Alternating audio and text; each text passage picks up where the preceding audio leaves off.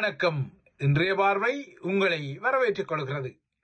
இலங்கை தீவின் உள்ளூர் பரப்பில் பல புதிய சவால்கள் துரத்திக் கொள்ள நியூயார்க் நகரில் இடம்பெறும் ஐநாவின் பொதுச்சபை அரங்க காட்சியில் உலகத் தலைவர்களின் உரைப்பட்டியலில் நேற்று ஸ்ரீலங்கா அரசு தலைவர் அனுரகுமார திசாநாயக்காவின் முறை வந்தது.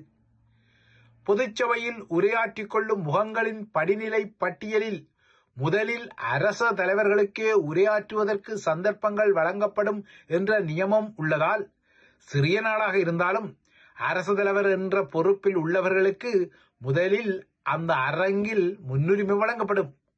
அந்த கடப்பாட்டின் அடிப்படையில் அனுரகுமார திசாநாயக்காவுக்கு ஐநா பொதுச்சபை அமர்வின் அரசு தலைவர்களின் உச்சி மாநாடு ஆரம்பிக்கப்பட்ட 3 நாட்களில் உரை வழங்க சந்தர்ப்பம் அமைந்தது. இந்த முறை ஐநா பொதுச்சபை அரங்கை பொறுத்தவரை 1960ஆம் ஆண்டில் கியூபா தலைவர் பிடெல் காஸ்ட்ரோ வழங்கிய வரலாற்று பதிவு கொண்ட 4.5 மணி நேர உரைக்குரிய வாய்ப்போ அல்லது 2009இல் லிபிய தலைவர் முஅம்மர் கடாபி வழங்கிய 1.5 மணி நேரம் கடந்த உரைக்குரிய வாய்ப்போ அதிகமாக இருப்பதாக தெரியவில்லை. எனினும் நேற்று முன்தினம் அமெரிக்க அரசு தலைவர் டொனால்ட் ட்ரம்ப் ஏறக்குறைய 1 மணி நேரம் கடந்து தனது பொதுச்சபை உரையை வழங்கியிருந்தார். அவ்வாறாக ட்ரம்ப் போன்ற பெரிய தலைகள் உரையை வழங்கிய நிலையில் அதன் பின்னர் அனுர போன்ற சிறிய நாடுகளின் தலைவர்கள் தமக்கு பரிந்துரைக்கப்பட்ட தன்னார்வ நேர வரம்புக்குள் தமது உரைகளை முடித்துக் கொள்ள தலைப்படுகிறார்கள். அந்த வகையில் சுதந்திர பலஸ்தீனம் என்ற தமது ஆதரவை மறக்காமல் சொல்லி வைத்த அனுரகுமார திசாநாயக்கா தனது நாட்டு மக்கள் அனைவரையும் பொருளாதார ரீதியாக வலுப்படுத்திக் கொள்வதே தனது ஆட்சியின் கனவு என ஐநா பொதுச்சபை அரங்கில் தெரிவித்துக் கொண்டார். அத்துடன் மறக்காமல் இலங்கை தீவை ஆட்டி வைக்கும் போதைப் பொருள் சந்தை குறித்தும் அவர் தனது பதற்றத்தையும் அலறலையும் ஐநா அரங்கில் வெளிப்படுத்தியதுடன் உலகளாவிய போதைப் பொருள் வணிகம் உலக நாடுகளுக்கு பெரும் அச்சுறுத்தலை ஏற்படுத்திக் கொள்வதுடன் பூகோள அரசியலிலும் பெரும் தாக்கத்தை அது ஏற்படுத்திக் கொள்வதாக விசனித்தார், எச்சரித்தார். தனது நாட்டில் அதாவது இலங்கையில் தற்போது போதைப் பொருள் வணிகம் மற்றும் அது சார்ந்த பாதாள உலக குற்றங்களுக்கு எதிராக தனது அரசாங்கம் கடுமையான நடவடிக்கைகளை எடுத்து வரும் நிலையில் இந்த விடயத்தில் ஏனைய நாடுகள் தமது நாட்டுக்கு உதவ வேண்டும் எனவும் அவர் மறக்காமல் ஒரு கோரிக்கையை வைத்தார். குறிப்பாக வெளிநாடுகளில் இருந்து கொண்டு இலங்கையை ஆட்டிப்படைக்கும் போதைப் பொருள் வணிக மாபியாக்களை பிடிப்பதற்கு உரிய நடவடிக்கைகளை ஏனைய நாடுகள் ஸ்ரீலங்காவுக்கு உதவி கொள்ளும் வகையில் நகர்த்தி கொள்ள வேண்டும் எனவும் இலங்கையில் போதைப்பொருள் பாவனையால் பாதிக்கப்பட்ட மக்களுக்கு உதவும் வகையில் உருவாக்கப்படும் மறுவாழ்வு மையங்களுக்கு நிதி உதவியை வழங்க வேண்டும் என்ற வகையிலும் அனுரகுமார திசாநாயக்காவின் உரையை நோக்க முடிகிறது. அத்துடன் தனது உரையில் இலங்கையின் இன்னொரு அக்மார்க் அடையாளமாக இருக்கும் ஊழல் குறித்தும் அவர் பேசிக்கொண்டார். ஊழல் நாட்டின் வறுமைக்கு வழிவகுப்பதாகவும் ஊழலுக்கு எதிராக நடவடிக்கைகளை எடுப்பது தனது ஆட்சிக்கு ஒரு ஆபத்தான விடயமாக இருந்தாலும் அவ்வாறு சவால்களை எதிர்கொண்டு ஊழலை எதிர்க்காமல் விடுவது அதனைவிட நாட்டுக்கு பெரும் ஆபத்தை கொண்டு வரும் எனவும் அனுரா குறிப்பிட்டார். அதாவது உள்ளூரில் ஊழலுக்கு எதிரான தனது நகர்வுகள் மூலம் அதாவது ராஜபக்சேக்கள் உட்பட முன்னாள் ஊழல்வாதிகளை மடக்கும் தனது அரசாங்கத்தின் நகர்வுகளால் எதிர்க்கட்சிகள் எல்லாம் ஒன்றிணைந்து தமது அரசாங்கத்தை கவிழ்ப்பதற்குரிய சதி நடவடிக்கைகளை செய்வதான ஒரு மறைமுக குற்றச்சாட்டு ஐநா அரங்கில் அவர் வழங்கிய உரையில் இருந்தது. அதாவது தனது ஆட்சிக்கு ஆபத்து, தனக்கு ஆபத்து என ஊழல் மற்றும் பாதாள உலக குழுக்களுக்கு எதிரான நடவடிக்கையுடன் ஐநாவில் அனுரவின் பதற்றமும் கவலையும் விசனமும் வெளிப்பட்டது. இலங்கையில் நாடளாவிய ரீதியில் நாளை மறுதினம் 27ஆம் தேதி முதல் முப்படையினரை களமிறக்கும் வகையில் அனுரகுமார திசாநாயக்கா அமெரிக்காவில் இருந்தபடியே ஒரு அதிவிசேட வர்த்தமானியை வெளியிட்டுள்ளதாக சபாநாயகர் ஜகத் விக்ரமரட்ன இன்று ஸ்ரீ ஜெயவர்தனபுர நாடாளுமன்ற அரங்கில் தெரிவிக்க முன்னரே ஊழலுக்கு எதிராக செயற்படுவது தனக்கும் தனது அரசாங்கத்துக்கும் ஆபத்து என அனுரவே ஐநா பொதுச்சபை அரங்கில் அலறியிருக்கிறார். இந்த பின்னணியில்தான் நாட்டின் பொது பாதுகாப்பு சட்டத்தின் பிரிவு 12 கையில் எடுத்து அனுர இந்த படையினரை களமிறக்கும் சாட்டையை சுழற்றியுள்ளார்.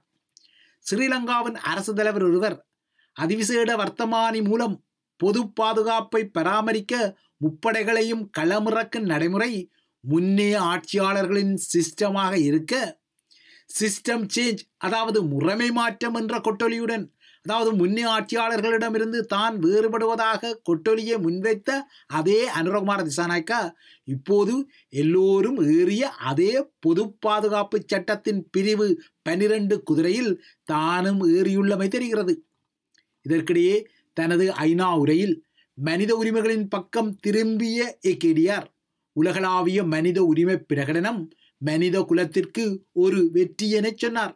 இந்த வெற்றி பல்வேறு தியாகங்களின் விளைவால் வந்தது எனவும் அவர் சுட்டிக்காட்டினார்.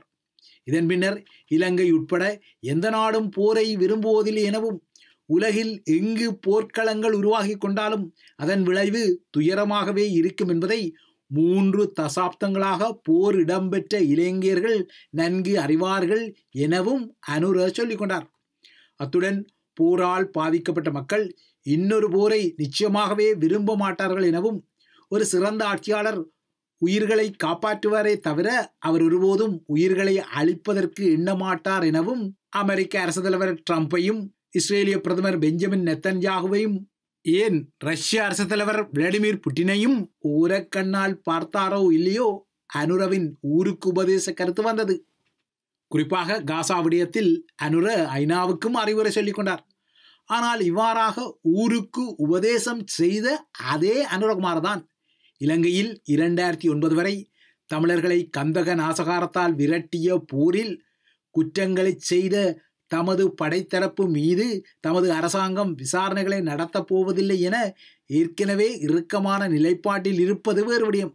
இதற்கிடையே உள்ளூரில் அவரது அரசாங்கம் நீதிபதிகளை பழிவாங்குவதாகவும் நீதிபதிகள் மீதான அழுத்தங்களை பிரயோகிப்பதாகவும் நீதிபதிகள் சிலரை பழிவாங்க அதிரடியாக இடமாற்றங்கள் மூலம் அவர்களை துன்புறுத்துவதாகவும் எதிர்க்கட்சி குரல்கள் வருகின்றன. ஆனால் மறுபுறத்தே இவ்வாறாக ஏகேடிஆரால் இலக்கு வைக்கப்பட்ட சில நீதிபதிகள் முன்னாள் அரசாங்கங்களுக்கு தாளம் போட்டு அவர்களுக்கு சார்பாக சில தீர்ப்புகளை வழங்கி கொண்ட முகங்கள் என்பதால் தான் இப்போது அவர்கள் மீது நியூட்டனின் 3ஆம் விதி பிரயோகம் இடம்பெறுவதாக அனுர ஆதரவாளர்களும் கிசுகிசுத்துக் கொள்கிறார்கள்.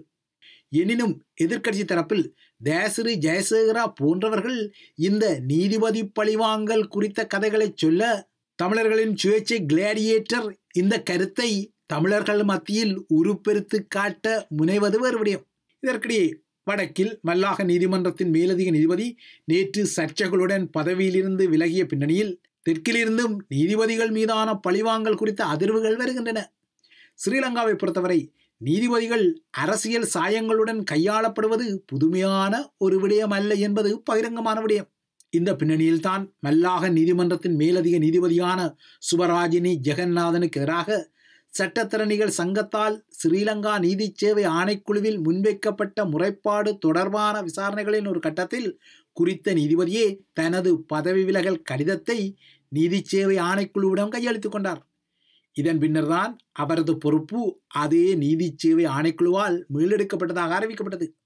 இந்த நகர்வுகளுக்கு பின்னர் நீதி சேவை ஆணைக்குழுவின் சார்பில் மேல் நீதிமன்ற நீதிபதி ஒருவர் நேற்று மல்லாகம் நீதிமன்றத்திற்கு நேரடியாக சென்று சட்டத்தரணிகளுடன் கலந்துரையாடி சர்ச்சை நீதிபதி அகற்றப்பட்டதாகவும் புதிய நீதிபதி ஒருவர் வெகு விரைவில் மல்லாகத்துக்கு வருவார் என்ற உத்தரவாதத்தை வழங்கிவிட்டு சென்றிருக்கின்றார்.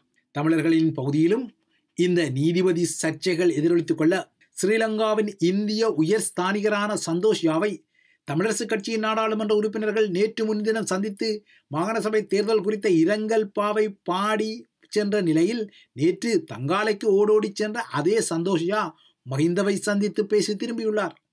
மஹிந்தவை பழிவாங்கிக் கொள்ள வேண்டாம் என ஏற்கனவே சீனா அனுர தரப்புக்கு அட்வைஸ் செய்த நிலையிலும் முன்னாள் தலையாரிகளுக்குரிய வரப்பிரசாதங்களை பிடுங்கிக் கொள்ளும் அனுர தரப்பின் புதிய சட்டத்தின் அடிப்படையில் மஹிந்த தனது கொழும்பு வதிவிடத்தை துறந்த நாளில் அங்கு வைத்து அவரை சந்தித்த இறுதி ராஜதந்திரியாக சீன தூதர் பதிவாகி கொண்ட நிலையிலும் தங்காலை கால்டன் இல்லத்திற்கு பயணித்த சந்தோஷா அங்கு வைத்து மஹிந்தவை சந்தித்தது தமிழ் மக்களுக்கும் ஒரு குறியீட்டு செய்தியாகும். அதாவது இவ்வாறான சந்திப்புகள் வெறும் சம்பவங்கள் அல்ல, இவையாவும் உங்களுக்கு வழங்கப்படும் குறியீட்டு செய்திகள். எனவே இந்திய பிரியனர் வீடும் சில செய்திகளை தமிழர் தரப்புக்கு சொல்லிக்கொள்ள முனைகிறது போலும்.